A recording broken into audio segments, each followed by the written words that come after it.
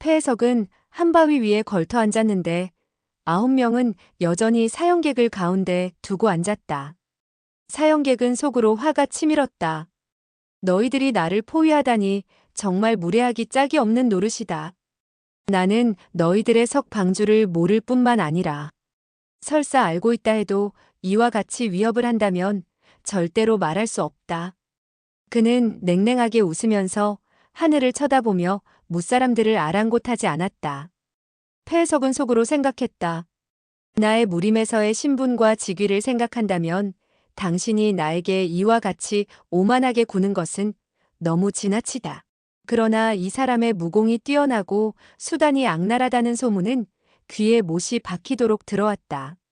장락방은 이와 같은 사람에게 원한을 살 필요가 없고 방주의 얼굴을 보아서 한번 양보를 해야지. 그는 겸손한 어조로 말했다.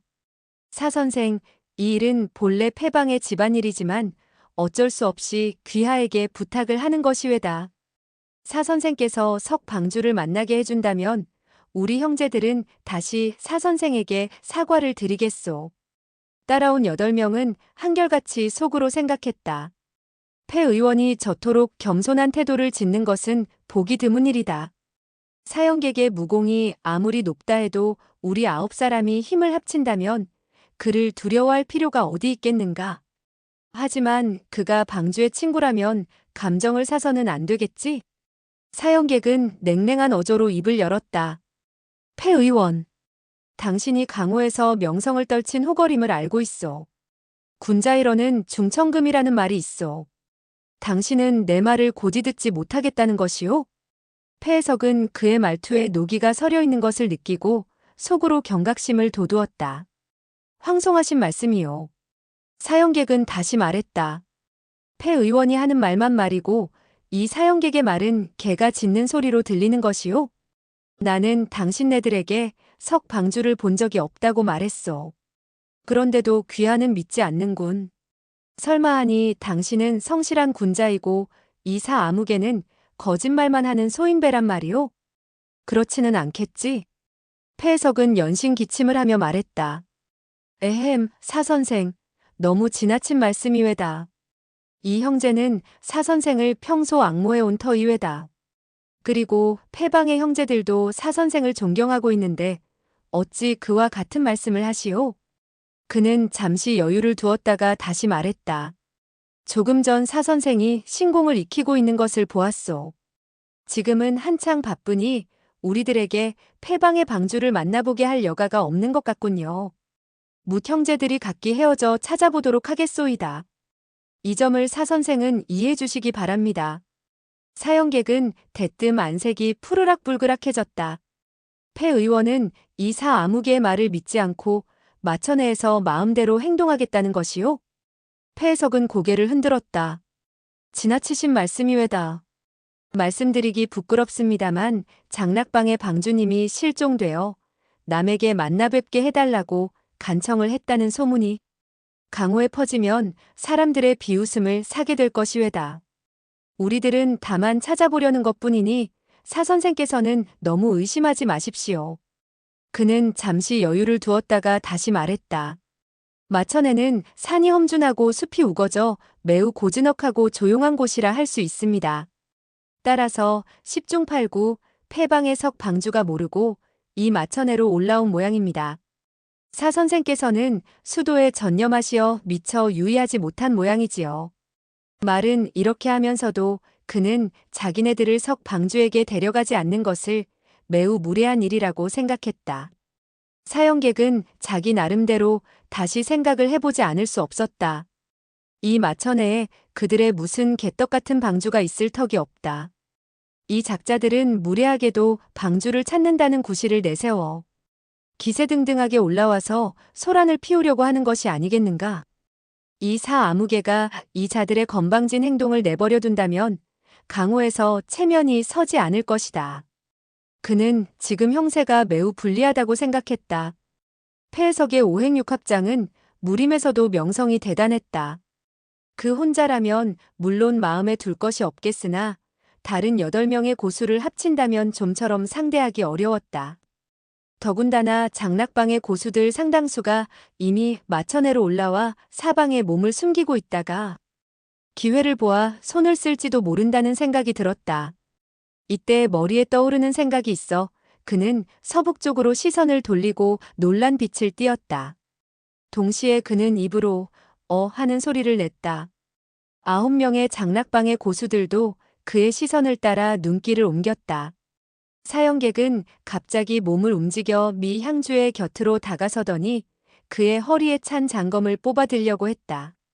미 향주는 서북 쪽으로 눈길을 돌렸다가 아무 이상이 없는 것을 보고 의아한 생각이 들었을 때 갑자기 바람이 휙 이는 것을 느꼈다.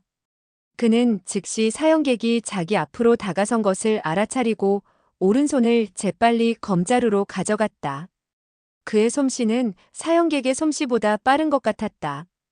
어느덧 미 향주는 검자루를 쥐게 되었고 쉭 하는 소리와 함께 장검을 뽑았다.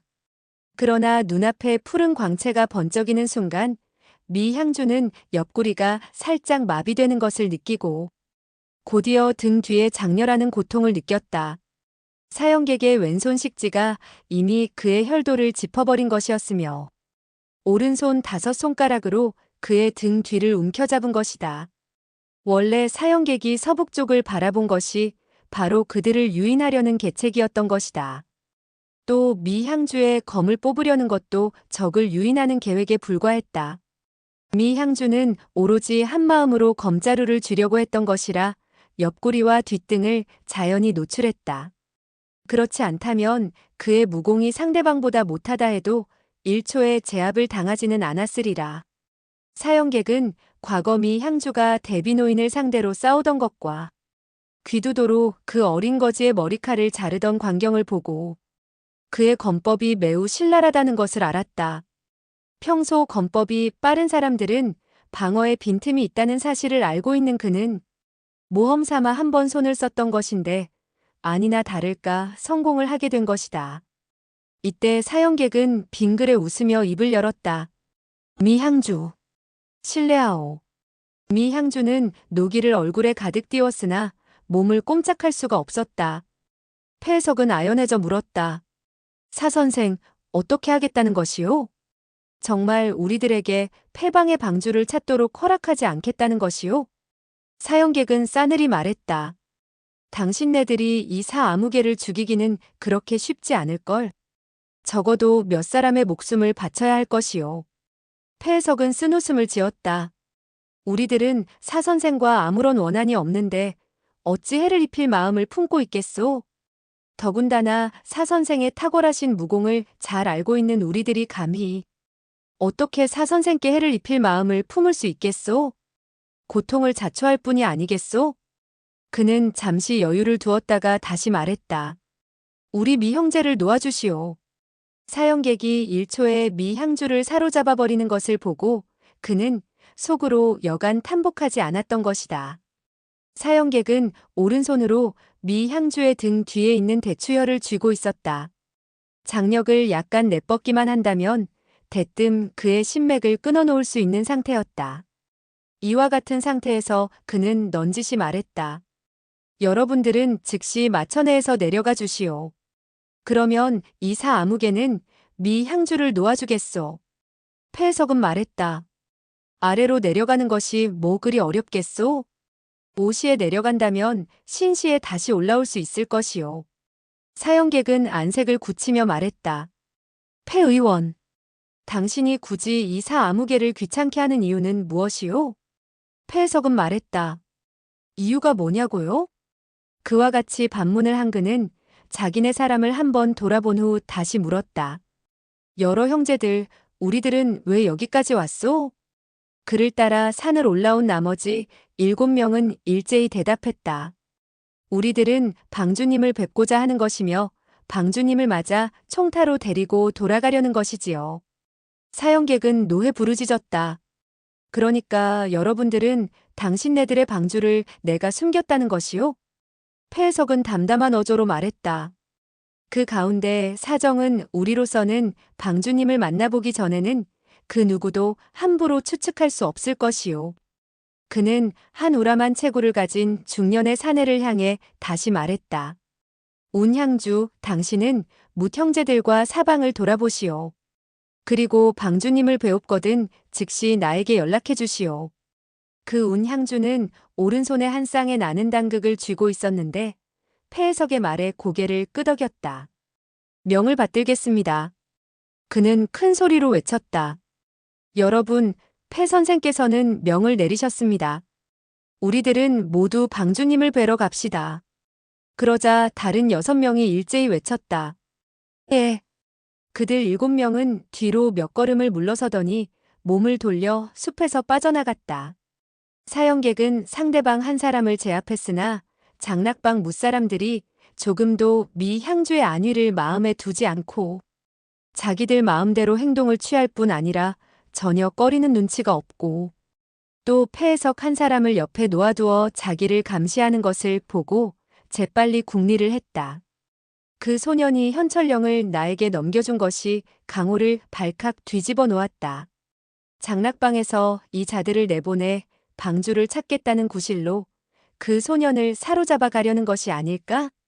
내가 기선을 제압당하면 그 소년은 반드시 이자들의 소나기에 들어가게 될 것이고 그렇게 되면 장락방에서는 나를 제압할 무서운 무기를 갖게 되는 셈이다.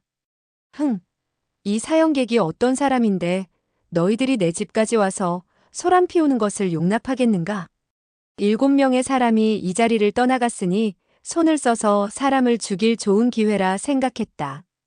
그는 왼손을 미 향주의 허리 뒤쪽으로 가져가 내공을 내쏟았다. 이 일초는 문승무이라는 것이었다. 즉, 미 향주의 몸뚱이를 무기로 삼아 폐해석에게 던진 것이었다. 그는 폐해석의 내력이 엄청나다는 것을 잘 알고 있었다. 다만 폐해석이 중년 시절에 내상을 입고 몸에 3푼쯤 병을 지니게 된 후에 무공이 크게 약화된 상태에 있었다. 이 사람은 오랫동안 병을 앓던 나머지 의원이 되다시피 했고 그래서 폐의원이라는 아호를 얻게 된 것이었다. 그러나 기실 그는 의원이 아니었다. 하지만 무공은 여전히 매서웠다. 9년 전 기중 3살이 하룻밤 사이에 200리를 격하고 있는 세 곳에서 각기 그에게 격살당하고 말았는데 이는 무림에서 커다란 소동을 일으켰다. 사형객은 그가 연신 기침을 하는 소리를 듣고 그의 중기가 허약한 듯 싶었으나 추호도 소홀히 생각하지 않았으며 대뜸 가장 음흉하고 동날한 초식을 펼쳤던 것이었다. 폐해석은 갑자기 그가 손을 쓰자 기침을 하며 말했다. 사선생, 에헴, 에헴. 서로 얼굴을 붉힐 필요는 없지 않소? 그는 두 손을 미 향주의 가슴을 향해 뻗쳐냈다. 그런데 벼랑간 그는 왼쪽 무릎을 꿇으면서 앞으로 내밀어 미 향주의 아랫배를 슬쩍 걷어찼다. 미 향주의 몸뚱아리는 그 힘에 폐해석의 머리 위를 날아 폐해석의 등 뒤로 떨어지게 되었고 그의 두 손은 사형객의 가슴팍을 후려치는 결과가 되었다. 이 1초의 기묘한 변화는 견문이 넓은 사형객도 어떤 수법인지 알아차리지 못했다. 깜짝 놀란 그는 손을 뻗쳐서 그의 장력을 맞받았다. 벼랑간 그는 자기의 두 손 손가락에 수천 개의 가시와 같은 바늘이 찔러오는 듯한 느낌을 받았다. 사형객은 급히 내력을 돋우고 그의 장력과 맞서려고 했다. 그 순간 그는 가슴팍이 텅 빈 듯한 느낌이 들었으며 전신의 내력을 끌어올릴 수가 없었다. 뇌리에 정광석화와 같이 떠오르는 생각이 있었다. 아차. 조금 전 장법을 연마하느라고 내력을 거의 8구성이나 소모하고 말았다. 그런데 어떻게 그와 진력을 겨룰 수 있겠는가? 즉시 그는 두 손을 내려뜨리며 폐해석의 아랫배를 후려치려고 했다. 폐해석은 오른손을 내려뜨려 그의 초식을 막았다. 사형객은 두 소매자락을 벼락같이 휘둘렀다. 철수공으로 그의 앞면을 후려치려고 한 것이다. 폐해석은 속으로 생각했다. 기세가 등등하기는 하나 내력을 소모한 현상을 보이고 있다. 아마도 속임수를 써서 나를 속이려 하는가 보다. 이와 같은 생각을 하면서 그는 비스듬히 몸을 날려 그의 소매자락을 피하고 말았다. 마천거 사는 무림에서 정말 쟁쟁한 인물이었다. 폐해석은 조금 전 그가 벽침청장이라는 장법을 연마하는 것을 보았는데 그 장법이 절묘하기 이를 데 없었고 내력이 심오한 것이 결코 자기가 미칠 수 없다는 사실을 깨달았던 것이다. 단지 방주가 실종되었기 때문에 꼭 찾아서 돌아가야 했다. 그렇기 때문에 부득이 사형객과 손을 쓰게 되었지만 맞서 보니 생각보다 그의 내력이 평범하다고 느끼게 된 것이다. 하지만 그는 상대방이 자기를 유인하려는 계책이라고 생각하며 조금도 상대방을 경시하지 않았다. 사형객은 두 소매자락을 거두어들이더니 휙 하는 소리와 더불어 소매자락이 부풀어서 되돌아오는 그 힘을 이용해서는 일장 남짓 몸을 날렸다. 그리고 그 바람에 몸을 돌린 그는 두 손을 마주잡고 말했다. 이만 실례하오. 다음에 만납시다. 그는 급히 몸을 날려 달려갔다. 그 기세는 빠르다 하겠으나 역시 여유가 있었으며 급히 서두르는 기미를 조금도 보이지 않았다. 사형객은 잇따라 3초를 공격했으나 뜻을 이루지 못하자 오늘 운수사납게도 강적이 엄습해 올 무렵에 자기의 내력이 쇠잔하게 되었다고 생각하고 즉시 몸을 빼서 물러나기로 작정을 한 것이었다. 그러나 그는 폐해석에 손아래졌다고는 생각하지 않았다. 부득이 마천회에서 물러서기는 했으나 상대방 9사람이 포위 공격을 하는 마당에 열쇠를 무릅쓰고 상대방의 고수인 미향주를 사로잡아 장락방의 기세를 꺾었으니 크게 자부할 만한 일이라고 여겼다. 그는 가파른 절벽을 타고 뛰어내리면서 이와 같이 기분 좋은 방향으로 생각을 했으나 역시 울화가 치미는 것을 금할 수 없었다. 그러나 그는 곧 소년이 적의 수중에 돌아가게 되었다는 사실을 상기했다. 이렇게 된다면 차후로 무궁한 화근이 들이닥칠 것 같아 그는 여간 번뇌스럽지 않았다. 하지만 그는 자기의 내력이 회복되는 즉시 장락방으로 달려가 뒤엎어버리면 될 것이었다. 스스로 계잡종이라고 하는 소년의 얼굴을 대면하지 않으면 그들이 자기를 어떻게 할 수 없으리라는 생각을 했다. 그러니까 그는 소년이 장락방의 교사를 받아 자기에게 무리한 요구를 해올까봐 두려웠다. 군자는 원한을 갚는데 10년이 걸려도 늦지 않는다고 했으며 소년의 파름팔이한 경맥에 내공을 운행하는 일은 이제 막바지에 도달했다. 그 소년은 오래 살지 못할 것이니 불행 중 다행이었다. 소년이 죽은 후에 그가 다시 장락방을 찾아가서 원한을 갚아도 나쁠 것은 없다는 생각이었다. 지금은 안전을 기해야 한다고 속으로 생각했던 것이다.